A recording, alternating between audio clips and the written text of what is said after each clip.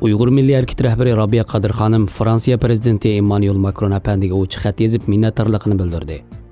Reuters agentligining xabarida Fransiya prezidenti Macron 22-sentabrda Birlashgan Davlatlar Tashkilotida qilgan so'zida mazkur tashkilotni Sharq Turkistonga o'mak avatib, Uyg'ur va boshqa musulmonlarga ko'ngil bo'lishga chaqirgan.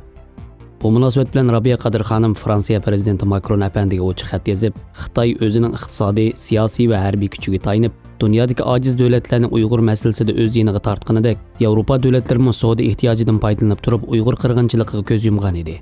Ammo siz bir qancha maydonda Xitoyga qarshi maydoningizni ochiq va keskin ifodalab, erkin suyar Fransiya xalqining milliy xarakteriga va madaniyatiga xos bir pozitsiyani namoyon qildingiz.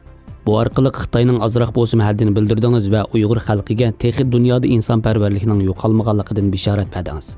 Sizga o'xshash sezgur va haqqoniyatchi davlat rahbarlarining izchil va qat'iy chaqiriqlari va amaliy tadbirlari mustamlikchi Xitoy hukumatining Uyg'ur millatini yer sharidan o'ntinsiz yo'q qilib etish qasdini barbod qila oladi deb ishonaman. Va sizga xalqimiz nomidan rahmatimni bildiraman deganlarni bayon qilgan.